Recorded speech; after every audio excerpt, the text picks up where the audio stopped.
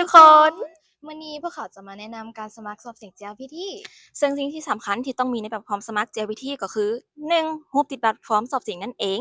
รูป3x4 พื้นหลังสีฟ้าหรือว่าสีขาวก็ได้เด้อและ 2. อันนี้สำคัญแฮงเลยก็คือฟอร์มสมัครสอบเสียงนั่นเอง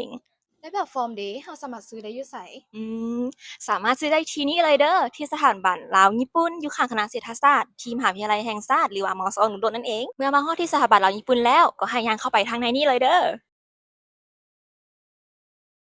แล้วจะพบกับบอนที่เขียนว่าบอนลงทะเบียนการสอบเสียง JLPT แล้วค่าสมัครแบบฟอร์มเดเท่าใดแบบฟอร์มมีเพียง20,000 กีบเท่านั้นเด้อซึ่งค่าลงทะเบียนก็จะขึ้นกับระดับภาษาของน้องที่จะมาสอบเสียงนั่นเอง N5 และ N4 แม่นราคา 300,000 และ N1 N2 N3 แม่นราคา 350,000 กีบ โดยเมื่อได้แบบฟอร์มแล้วก็เขียนให้ถูกต้องและครบถ้วนและสิ่งที่ควรระวังก็คือห้ามเขียนแบบฟอร์มให้เปื้อนเปื้อนเกินไป แล้วถ้าเราเขียนฟอร์มแล้วเราต้องส่งแบบฟอร์มอยู่ไส หลังจากที่เขียนแบบฟอร์มแล้วเราก็สามารถมาส่งได้ที่ห้องที่มาซื้อแบบฟอร์มได้เลยและมีคนมักถามมาหลายก็คือสามารถให้คนอื่นมาสมัครแทนได้บ่